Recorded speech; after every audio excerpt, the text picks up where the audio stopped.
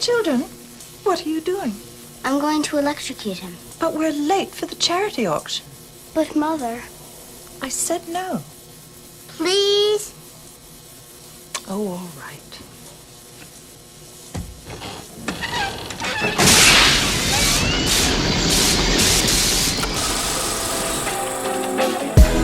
Three Films and a Podcast has no claim of ownership on any film footage used in this episode. All film footage is owned in its entirety by the copyright holders and is used solely with the intent of film criticism, commentary, and education under fair use law. And just like every car in Too Fast, Too Furious, this podcast contains spoilers. Enjoy. Welcome, ladies and gentlemen, to Three Films and a Little Podcast. Our little podcasts are smaller episodes that either include recaps of our earlier rounds or podcasts that are covering the events that we may have done. We just barely finished our Stream and Scream event, where it was a watch party where we hopped on Netflix, teleparty. We watched Addams Family. It was a lot of fun. We had a lot of participation on our Instagram, and we had a decent showing for the watch party. So thank you for anyone who participated in that. We were excited to be able to watch that with you guys. Me and Ben are in from Salt Lake, and we have got Tyler up in Portland. If you are tuning into this show on this Halloween episode, hoping that we talk about Ted Bundy, famous Utah Ted Bundy, you are mistaken. You need to leave this podcast now. We are not going to talk about that. Or you could stay and you can hear us talk about Addams Family. We'd love for you to hear what we have to say. We'd love to hear what you guys have to say in response to it. There's plenty of pods about serial killers. Yeah, There's not enough about the Addams Family. So. Exactly. Right? That's sort of the feeling that we had going into this. What's interesting is we did have several like more scary horror movies enter our tournament that we went through on Instagram, and as it turned out, the family Halloween flick Addams Family ended up winning, which I think was a win for everybody. Mm-hmm. But for sure, we are looking to do more tournaments every single month, so look forward to some in November, December, January. We've already got it planned out. So keep an eye out for that. But without further ado, we'd like to jump into Addams Family. And so I'm going to shoot this over to Ben to give us a little bit of information on the movie itself. Well, I mean, this was a great film. This is the 1991 live-action Addams Family movie. I'm just going to read the IMDb description real quick. It says, con artists plan to fleece an eccentric family using an accomplice who claims to be their long-lost uncle. Yeah, so like the description says, there's some con artists who are trying to take over the Addams Family home, and they have a relative who looks very similar to a long-lost relative of the Addams Family. And they use him to work their way into the family. And I don't know, how do I, like...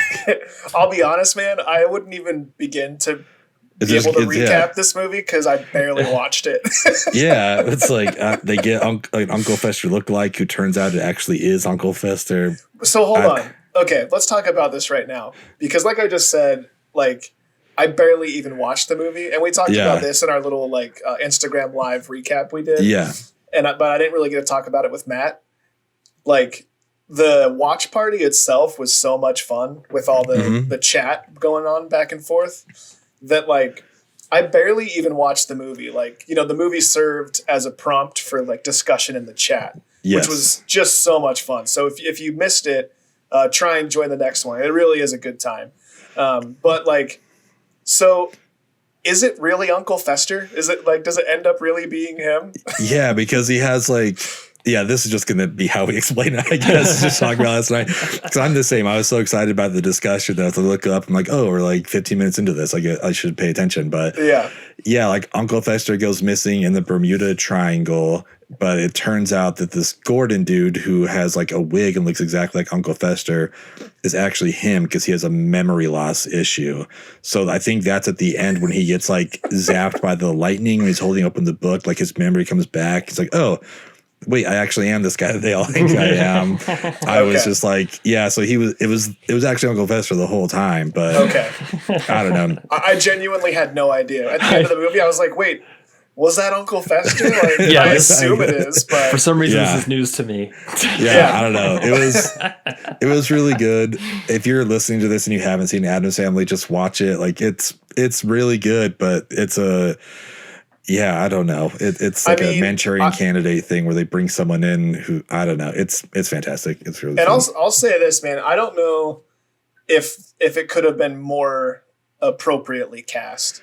Maybe it's because I grew up with these characters or these representations being the way that I see the characters. But even I do remember like the cartoons and stuff. And I feel like it's like they put the cartoons on screen. Like every single person in here looks exactly the way that you would think that they should look. And it's like, it's really well done. And it's really impressive. One of the best like movie castings ever. I know, was it Justin or I don't know, someone in the chat, Justin or Kevin, talked about like, is it hard not to see Christopher Lloyd? And like, I agree, I get that, but also it's just like, I think it's Christopher Lloyd every time. When he's Doc, he's that, you know, like when he's, I forget his character name in Taxi, but it's like, it's always just Christopher Lloyd doing something, but for some reason that's okay. He's like the anti-Daniel Day-Lewis, you know, like he doesn't really like become camouflaged. I'm like a chameleon with the roles, but he's just like, oh, it's Christopher Lloyd doing something. I like that. It's sort of like Danny McBride. It's like, he's always just Danny, or even like Will Ferrell. Like it's just Will Ferrell doing Will Ferrell stuff. Or Christopher Lloyd doing Christopher Lloyd stuff, but he just is bald and he's Uncle Fester. Like, but we like got in the chat and we talked about like if you had to reboot this, you know, who's the new cast? And honestly, I think we all just agreed like you just have to keep Christina Ricci. Like I don't like who are you going to replace her with? Like she stays the same. But I think there are some fun ones. You know, I actually talked about Javier Bardem being Gomez Addams, which is I think is such a good casting. And she and I were chatting and that like Ana de Armas would be a pretty awesome Morticia. You know, I think she'd be kind of fun. She's from Knives Out. You know, she's the I don't know exactly protagonist, like the main protagonist. Yeah, I was trying to think what her job was. Like I don't know, she's the protagonist, but it'd be fun to kind of like come up with a casting reboot for this. But yeah, as it is, everyone is cast perfectly. I think Addams Family Values even just bumps it up a little more because we get Carol Kane in there and Joan Cusack, and what movie isn't better with Joan Cusack in it? Yeah, it was a lot of fun. I do want to revisit like reboots later on, talking about like how iconic these characters are. I would be really interested to go back to like 1985 and just like see how iconic these characters were for like people in that time, because they had the TV show, and so you had like my dad Steve, big Addams Family fan from the TV show, so those characters were iconic to him. And I'm not sure like what were they like a household name during that time, like had enough time passed where like maybe for Steve's it was, but for like the younger kids it wasn't, because from this one movie came obviously a sequel. There probably would have been a trilogy if Raul Julia had lived. But like cartoons came from it. All kinds of things came from this. I would be interested to go back and see like, is it iconic because it came out in 1990 in the early 90s? Yeah. But that said, one of the things that's great about this is it checks all the boxes of Halloween movies. It's got like the haunted house, all these like morbid humor, some Frankenstein-esque characters.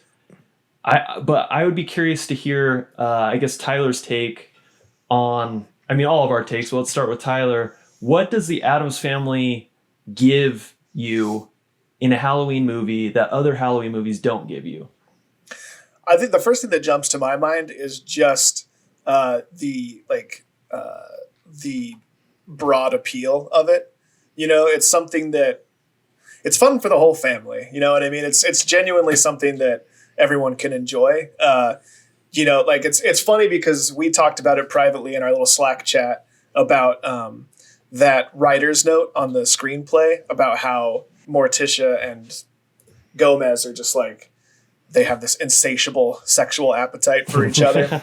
Someday we'll be buried here, side by side, 6 feet under, in matching coffins, our lifeless bodies rotting together for all eternity. Cara mia. To put it PG-13. So it's funny looking back at it, you know, from an older perspective and definitely noticing that, but having it, I think I recognized it as a kid. Like, oh man, these guys are like really into each other. And like, you know, I wasn't oblivious to the fact of what was going on behind closed doors, but it just wasn't as prevalent. You know, I remembered more. I remembered like Cousin It and The Thing and Uncle Fester more from when I was younger. And so I think it just, the biggest thing it can offer is it's something that's like, you know, festive for the season, and it's funny. Like I got some genuine laughs out of this thing. And you know, it's like, it's quirky, it's fun, it's campy, and it's just silly. So I think for me, it's just the fact that it's accessible to everyone, and maybe timeless is the wrong word, but you know, it's definitely held up. You know, it held up for me. It's probably going to be in like the pop culture Halloween lore for a very long time. And like the theme song, like we talked about it in the chat, is just iconic. Like, you know, the second it starts and you hear the snaps and everything, and it just was like, when that started playing, I was like, oh shit, like this is gonna be fun. Like I forgot I like these characters in this world, you know, like it was pretty cool. Yeah, I mean, you talked about how much they offered to the pop culture of it, and that's kind of, you know, the thing I wanted to talk about was this. I mean, obviously it started with the show, but I feel like in our age group, this came out when we were, you know, very young. We were all still single digits, but I think what it's also created and offered is, as silly as it is, just like a whole new, like the costumes, you know what I mean? It's just like everyone knows what these are. Like you can dress up as Wednesday Addams. People know who Wednesday Addams is. Like I don't know. Like, you know, I'd be curious to ask Steve, like, I don't know if people were dressing up as Wednesday back in the day, you know, but now like with Christina Ricci, like making this role what it is, you know, like you can dress up as Uncle Fester or speaking of which, I don't mean to cut you off, but somewhere there is some pictures of me as Uncle Fester. Oh man, on stage for like a school performance singing the Monster Mash.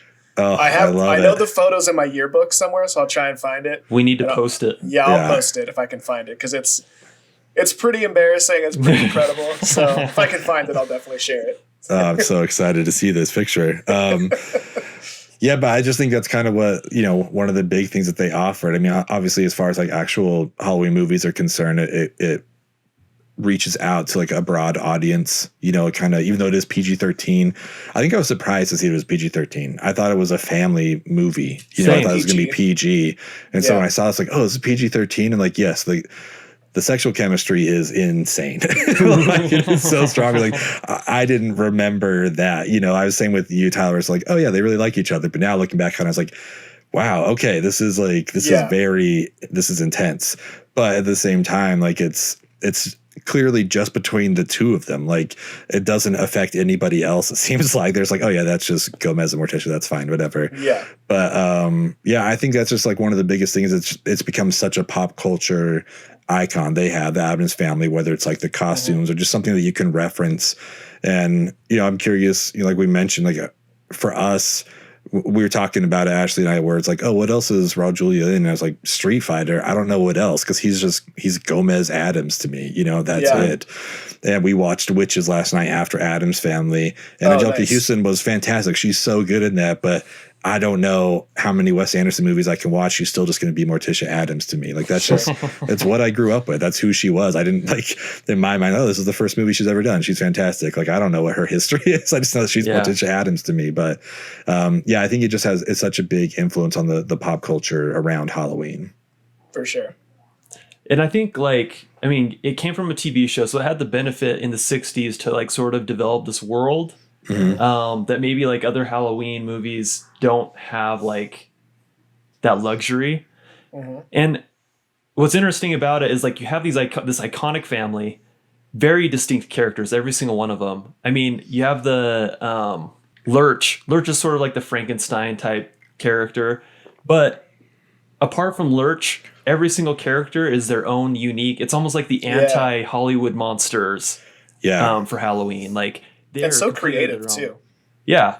I mean, so like you don't have, it's not using like the lore of Dracula. It's not using the Mummy, the Invisible Man. Like it's using like things that are like familiar, that feel like sort of in that creepy avenue, but like are just like its own thing. So I was going to say, like, I think there's a lot of inspiration from the classics, like you said, but you know, like Morticia Addams, I feel like someone said, give me Bride of Frankenstein, but put her hair down. Like, oh, okay, yeah, we can do that. You know, it's like, it's just a little difference. Like, I feel like Gomez, whatever his roots are, fall in the Dracula vampire thing, but he's obviously not that. It's just kind of like the style. But I agree with you. Like, it's all a lot of original takes on characters. Yeah, and the chemistry and the relationships there are like totally unique. To like throw them into like a family dynamic, I think is super interesting. And just like even the tradition and the house and the traditions that are in the house playing almost like a character in the movie as well. Oh, for sure. And also, like, I mean, the hand, like, what other horror has a dismembered hand, So cool. walking around? It's just such a cool thing. And I don't know have you guys seen the new CGI reboot of Addams Family? No, I haven't checked it out. The voice cast is amazing though, but I haven't gotten around to watching it yet. So, I mean, I'm not gonna get too far into it because the real conversation I want to have around it is, I guess, the role that that reboots have on like these more nostalgic pieces that we grew up with. Because when I look back and I look at even the CGI is dated, but like the practical effects are sort of what makes these like earlier Halloween type movies. Like Tim Burton was obviously like the king of these in the early 90s.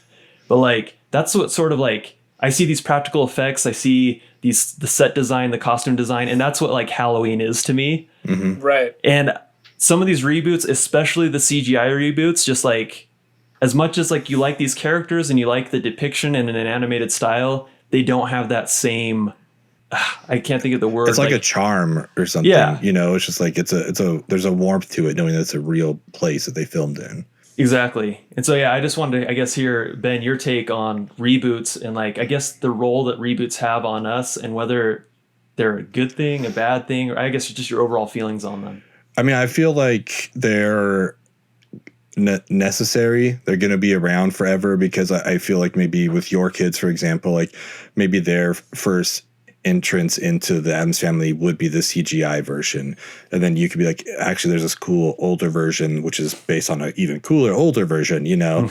And I agree with you. Like we were watching it and I know I put in the chat that like, oh man, the thing, like the CGI was really awesome, and then it cut to another scene where you could clearly see like the outline where they framed in the hands. Like maybe I spoke too soon, but overall, I mean, for being 1991, like it was good. You know, like so some of my favorite stuff that I remember from this movie is just like, you know, like Thing holding up the golf ball while Gomez hits it. You know, like I remember that stuff, and even just seeing it then, like, how do they do this? This is so cool. I don't remember if it was this movie or the next one, but like riding the skateboard around, things like that. But I think reboots, they're good because they offer a new introduction to something for people.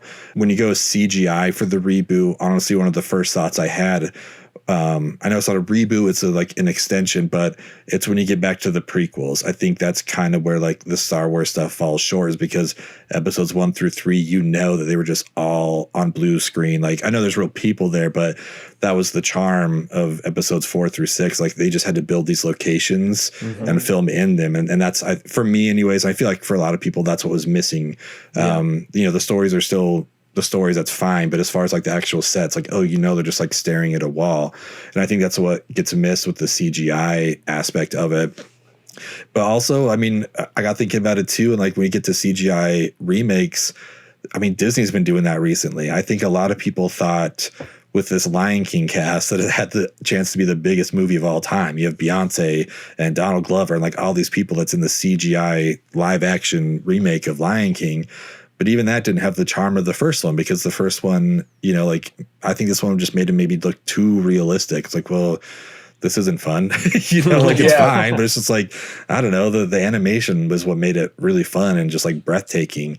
And you know, they've been doing that on, you know, to differing responses. You know, they've done live action with Beauty and the Beast or Cinderella, things like that. I know they're doing more. They have the one I'm actually excited about, which might sound kind of weird, is I think they're doing like a live action interpretation of 101 Dalmatians with Emma Stone. And I'm actually like pretty excited to see that, because I do think those old 101s with Glenn Close worked really well, because those characters are really fun to see on screen. So I think remakes can work. in the right context. And I think maybe something like this, like the Addams Family CGI reboot, or, you know, Scooby-Doo, things like that, it's with a targeted audience in mind, which totally makes sense, because they may not be as into, like, they may not be as patient to watch the 1991 version where they can see the effects and how bad they are. Maybe they just want the cartoon. And I totally understand that. But for me, I mean, I always fall back on this one as my Addams Family. Mm-hmm.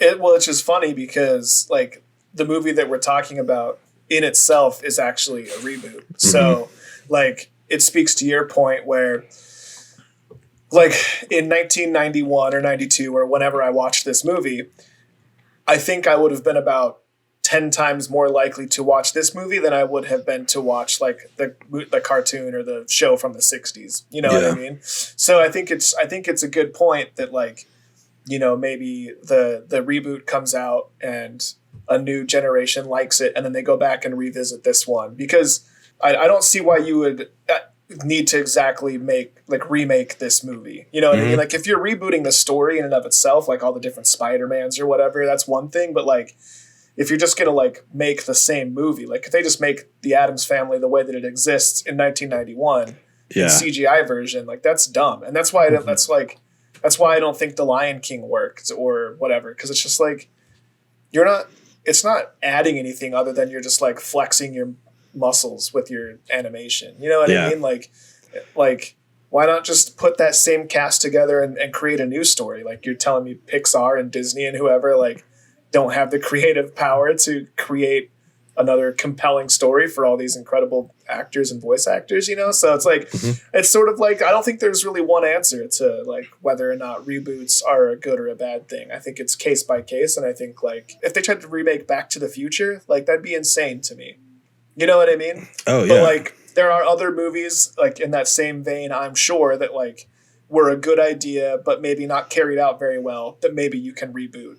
Like, maybe a bad example of it would be, like, something like 21 Jump Street. You know, like, that was a thing. That was a TV series that was, like, generally well-liked and popular. But then they found a new angle on it and a new way to tell that story, and they rebooted it, and it was successful in this time. So it's like, you know, I guess it's just case by case. It's just, and so, like, a cash grab to me, like The Lion King, like, that's why that doesn't work. It's because it's like, who cares? Like, I'll go hang out with Jonathan Taylor Thomas again. You know what I mean? Like, for sure. And something like that, I think kids can still be drawn to. Like, it's not a thing that's going to, like, age or look poorly. You know, I know it's hand-drawn cell animation, but it looks fantastic. And I think where, you know, you talk about 21 Jump Street, I think where they really shined is they acknowledged, like, the meta-ness of it. You know, it's like, do you even know the Miranda rights? Look, it obviously starts with, do you have the right to remain an attorney? Did you say you have the right to be an attorney?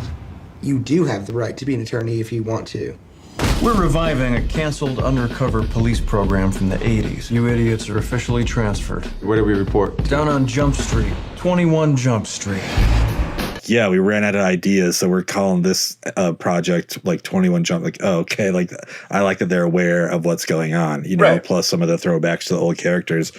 But then you have remakes like Gus Van Sant's Psycho, which is almost quite literally a shot-for-shot remake. It's like, why did you do this? Like, Psycho is a perfect movie. Like, I love Vince Vaughn. I'll watch him. I thought he was actually good in this, but it was still just like, why totally did you do this? So I don't understand, like, why this is here. And, like, what you say for Back to the Future is what I will always say for Ferris Bueller. Like, if anyone tries to remake that, I'm just going to go chain myself to the gates at whatever Universal or something. Like, you can't do this. I have no other choice, okay? This is the only rational way I know to prevent this tragedy. Also, it doesn't work. We have cell phones now. This movie doesn't work now, so just leave it alone. You know? If I ever become wealthy enough to produce a movie. Oh, my gosh. It would be the end of the pod. I don't know if I'd be able to contain myself. I'd have to do a Ferris remake. And just keep it for myself, like Prince, how he kept all those documentaries he made and evolved somewhere. Exactly. Well, I think to address both the points that you guys make, like, I guess first with Ben's, like, I'm not inclined. I haven't been inclined to go back and watch, like, the Addams Family. And since the 90s Addams Family was my Addams Family, that's always going to be the one I gravitate to. Mm-hmm. And I've seen the new one, and it, like, I like the animation. It obviously did well enough to warrant a sequel. There's going to be a sequel to it. And so it obviously tested well with kids. And obviously these studios have all the numbers behind like their decisions. And so to Fuzz's point, Tyler's point, I don't know if the podcast knows you as Fuzz. Honestly, I think most people that listen to this probably know me as Fuzz. Okay. But I Fuzz don't is Tyler. Yeah, it really doesn't matter to me one way or the other. Interchangeable. Yeah. To Bob Villain's point. Yeah, right. To your point about like it being just like a case by case thing, I think a remake, for the sake of passing on like the characters to a new generation, is always going to be a good idea. I think it's a sellable idea, and especially when you waited the right amount of time for it to become nostalgic for the audience, for like parents, it's always going to be a good idea. Now, the question is, who do you get on board with it? Like who do you get to write it? Who do you get to, I guess, do the reboot? And do they have the right ideas to bring it to the next next generation? Because I can tell you right now, my daughter loves Lion King.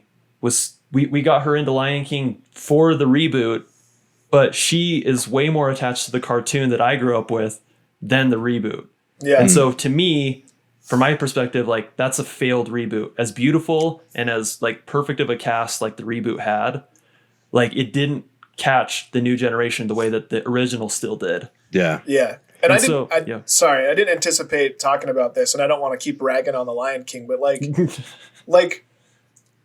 it was perfectly set up. Like the amount of time that's passed from when that was actually released to now is a perfect amount of time to have been like, okay, now Simba is the age that Mufasa was, and now like the kingdom's in prosperity, and then maybe Scar's distant relative tries to overthrow the kingdom. Like that's a pretty simple pitch that I feel like could have been just as good as the original, and like your daughter could have attached to both. Yes. And then they've like gapped the generations, right? Like I just can't believe that, like the amount of meetings that had to go into like remaking the Lion King, and the fact that it got through all of them. Like there had to have just been someone at the top was like, no, we're doing this. That's my favorite movie. I want to see it like a computer movie.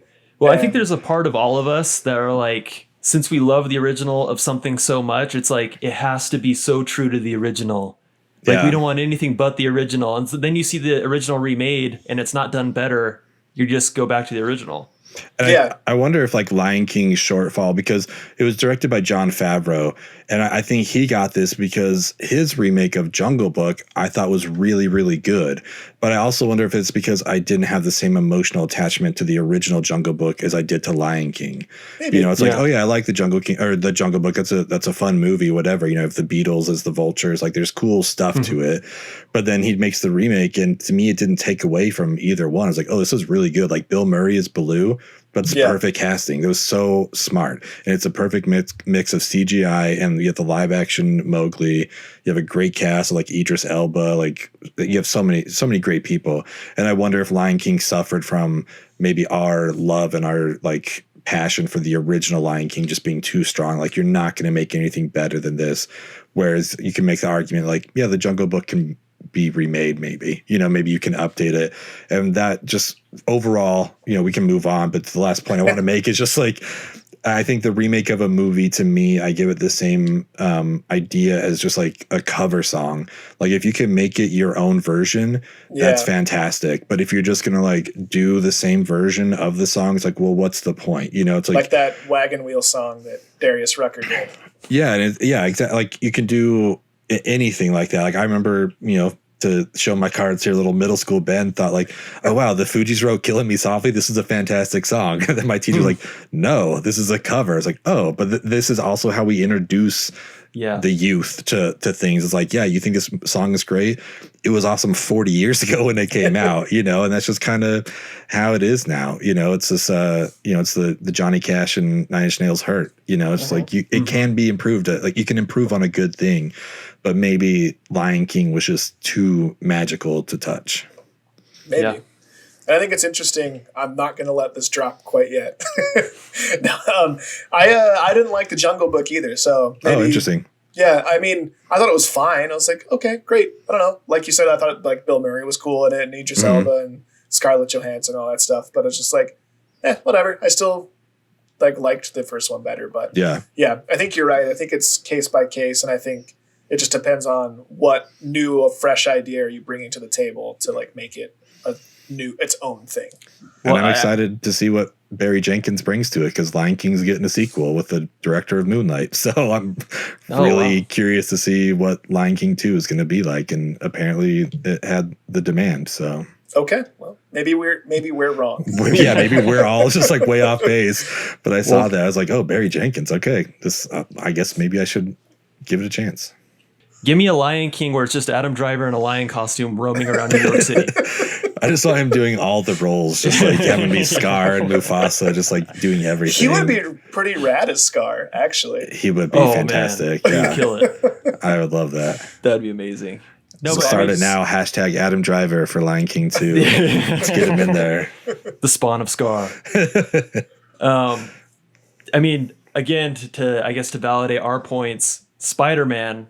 Everyone rolled their eyes when they saw a third reboot of Spider-Man within the span of a decade. Mm-hmm. Yeah. And they're like, what could they possibly do? And they did exactly what we've just said. They didn't retell the origin story, and they put it through the lens of a teen movie, which Marvel's been kind of doing that. They've been kind of applying like a genre to their cinematic universe, which I think is like the right way to go, because it gives you a totally fresh look. Rather than telling a Spider-Man story, they're telling a teen movie story with Spider-Man in it. Yeah. And I think that's an interesting approach. John Hughes directs Spider-Man. Yeah, exactly. To get, circle back to Addams Family, what were the favorite parts?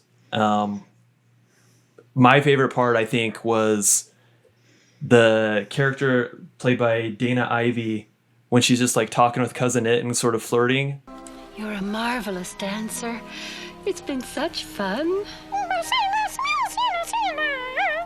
I can't. We mustn't.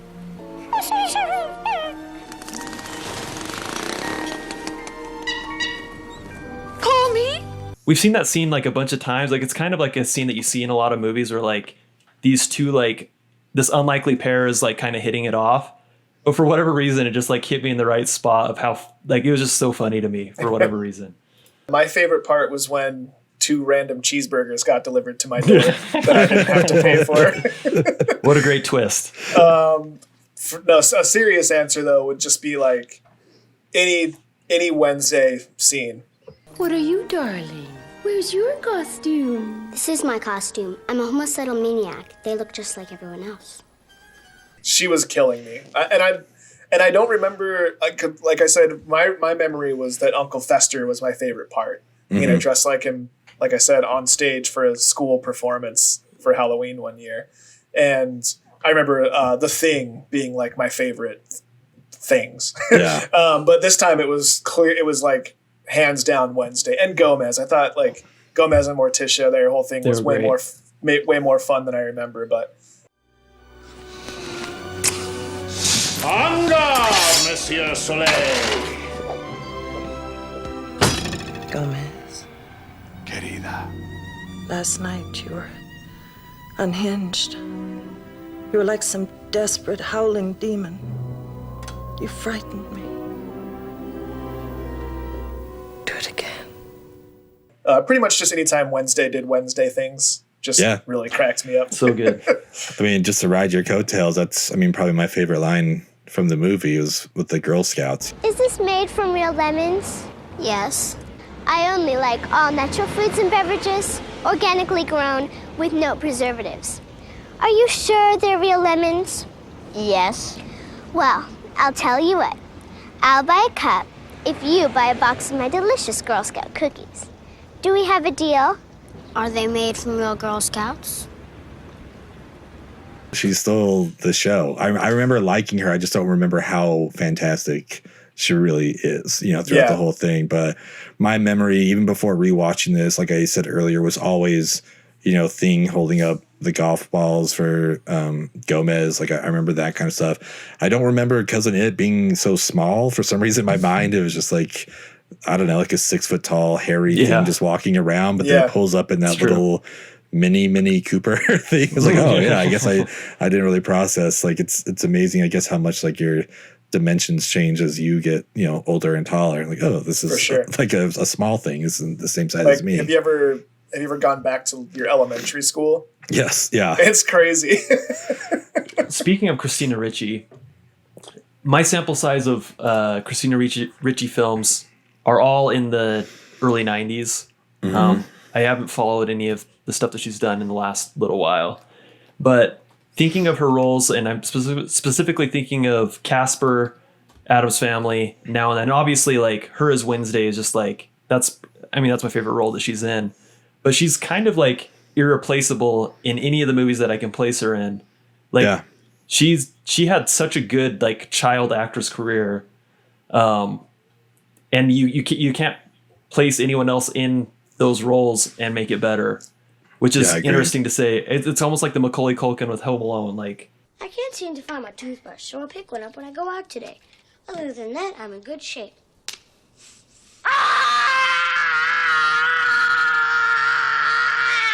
no one else could do that.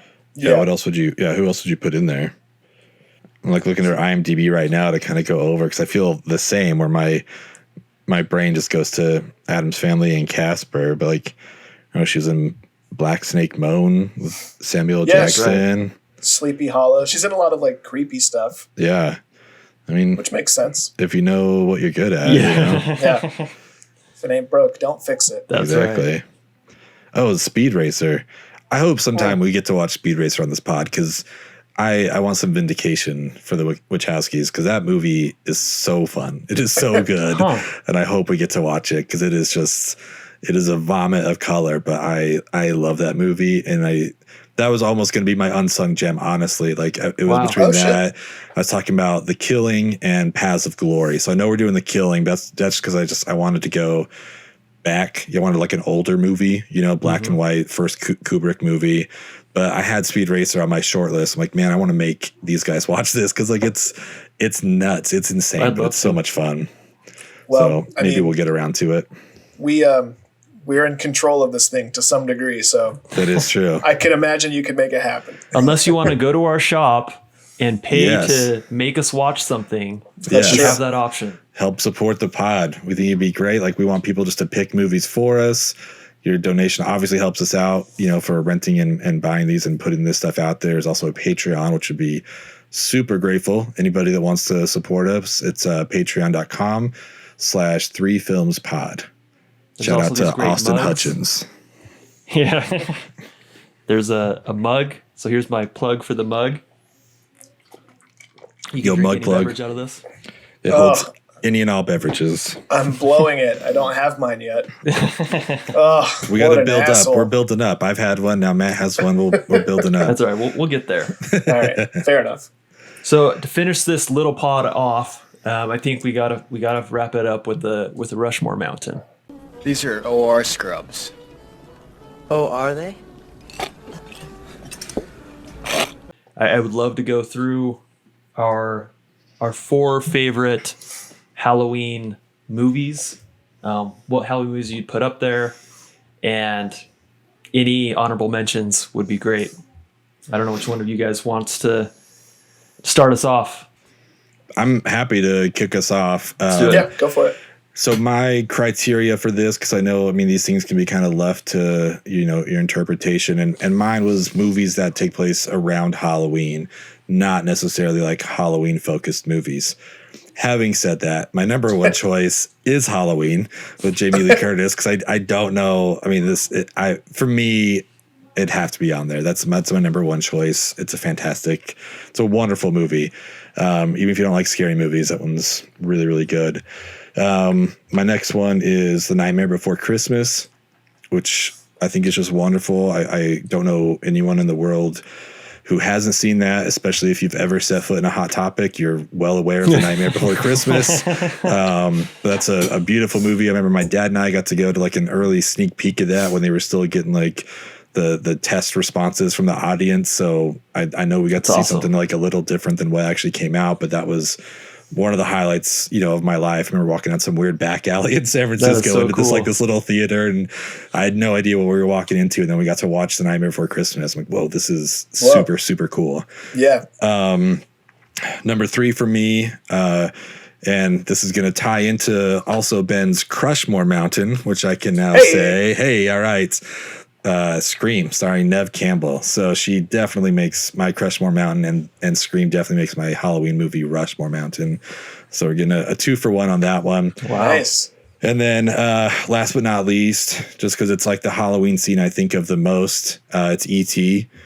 That makes my Halloween picks as well. Just seeing like even just a little Easter egg, there's a little Yoda walking around in there, and I like the shout out between Spielberg on that, to Lucas, because they collaborate so often.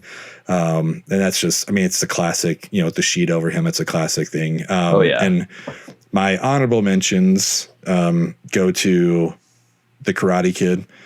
The bathtub outfit and just getting like, running through the school dance and stuff like that. That was super awesome. And then any time at all that I can bring up the Adam Sandler classic Big Daddy, I'm going to do that. And fun fact, like when he takes that kid walking around to go, trick or treating, and that guy, he's like, "Oh, I don't have anything, get out of here," whatever. That's actually the director of the movie making a little cameo in there. So he's the guy that gives him his watch, and he's like, "Be ready next year." So so Karate Kid and Big Daddy make my honorable mentions, but Halloween, Nightmare Before Christmas, Scream, and E.T. are my Rushmore Mountain. Nice. It's an interesting take on that list, because when I was going through, looking at all the different lists online of best Halloween movies ever and stuff, it was hard for me to find an angle for how I wanted to do this, because I don't really like scary movies that much. Mm-hmm. And that's a lot of what the lists I saw were. And then I did see like E.T. was on a lot of those lists, and Ghostbusters, which I love both of those movies. But the way I decided to go for it was which movies do I like most that I would probably only watch around Halloween.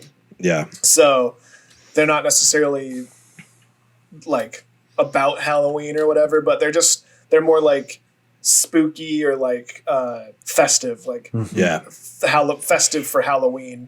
So my first on my list is Beetlejuice, which is sort of a contradiction to what I just said, because I'd probably watch Beetlejuice anytime, but it's just such an interesting, creepy, silly movie. Mm-hmm. The world that it exists in is very, very much Halloween to me. And so that would be first on my list. Next would be Young Frankenstein. That's Frankenstein. Which is another one. Man. Like, I love Young Frankenstein. It's I watched it with my grandfather. I don't remember how old I was, but I was fairly young, and he was like, "Hey, this is a movie you need to see." So he sat down with me, and it's one of my favorite movies with my grandfather is watching Young Frankenstein. You just got a lot of points from Leo Lawhorn, I'll tell you that. That's nice. His favorite movie. Hey, I love Young Frankenstein. Man. Yeah, I'll take that straight to heart. Brooks. I think because I said something along the lines of like, "Oh, how it couldn't get any worse" or whatever, and he was like, "You need to see this movie," because there's the famous scene of them digging in the graveyard, mm-hmm. right? So anyways, that would be number 2. Next is actually also Nightmare Before Christmas. And I think you touched on it enough to explain why, but yeah. And then 4th on my list was Casper. And that's a very nostalgic pick for me. I actually don't even know if I would watch it anymore, but it just held such a special place of nostalgia in my heart. Honorable mentions, Addams Family, which I probably wouldn't have put on if we hadn't just rewatched it. So maybe it's recency bias, but it stands. And then Ghostbusters, which I'd watch that movie any time of the year, which is why it didn't make my Halloween Rushmore. The Ring, which is one of the few really scary movies that I've ever watched. I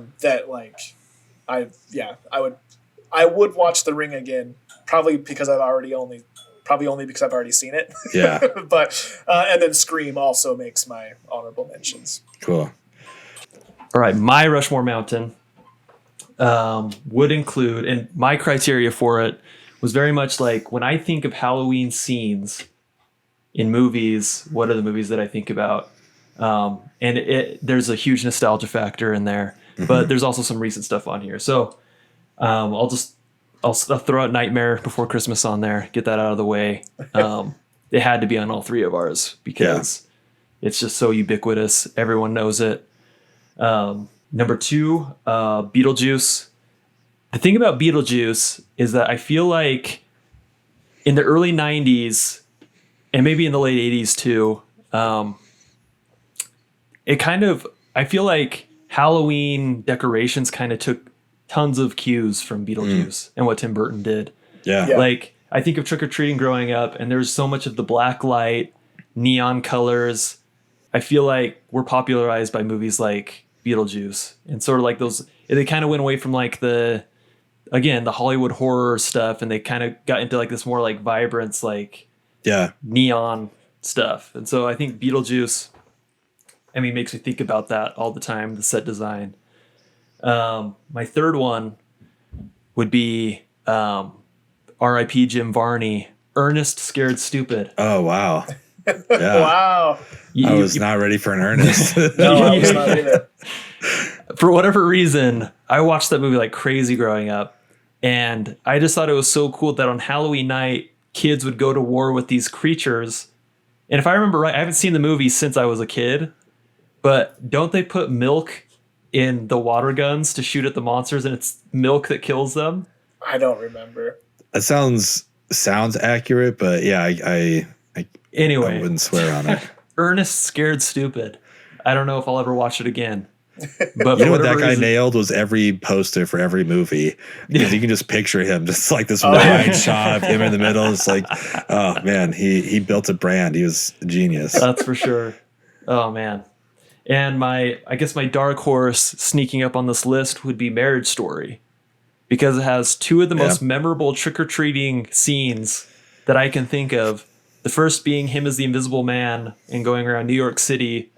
Or no, he's in California at that point, but he's like going to like convenience stores, trick-or-treating with his son, with his... Go ahead. That's just such an interesting pick, and I feel like you're going to have to do a lot of explaining in the Instagram comments, because like when you say Halloween movies and then Marriage Story, my first instinct is like, oh cool, Matt's lost his mind. Like, but you're right. Like, I mean, when I think about it in your explanation, it makes sense based on your criteria. But at first I was like, it's a very interesting pick. Well, yeah, to that point, like usually when you see a lot of holiday movies, for whatever reason, are revolved around divorce, like Santa Claus. Like, where are you going to get more sweaters after the circus pulls out of town? Like the whole plot is about like the kid not wanting to be with his dad, and his dad becomes Santa Claus. There's the whole divorce dynamic that's like an anchor in the plot. And with Marriage Story, it's interesting because they don't use Christmas at all, I don't think. And there's some like unwrapping B-roll footage or whatever when they're talking things through, but like Halloween is like their family holiday. And you juxtapose the Halloween that they have like during the divorce and then the one like after the divorce, and it's like they're in a very different place. They're using it as a vehicle in the story, and so Halloween is actually like super important to that story. And by the end, and this is like thematic, but like he's just like a ghost. He's just Adam Driver with a sheet over him, not a part of the family Halloween costume, just like wandering around. And so like, I think of those two scenes, and the fact that Adam Driver's not only in two of my favorite Halloween scenes, but they're in the same movie is crazy to me. My honorable mentions would be Addams Family, for the same reasons that Tyler said, like recency bias. It was just such a fun watch. And then I got to go with Hotel Transylvania, which I feel like is sort of the anti-Addams Family, because they are using the Hollywood horror characters, but creating like a family in like a single house sort of thing. Gotcha. So those are my picks. Nice. But it was great to watch this Halloween movie right before Halloween. We're excited to get this episode out for you guys to listen to. Hopefully you include Addams Family on your watch list, and you can let us know what you think of the movie. Let us know what things you agreed with, disagreed with, and we'd love to have you participate in the next tournament and next watch party. But this is 3 Films and Podcasts signing out. See ya.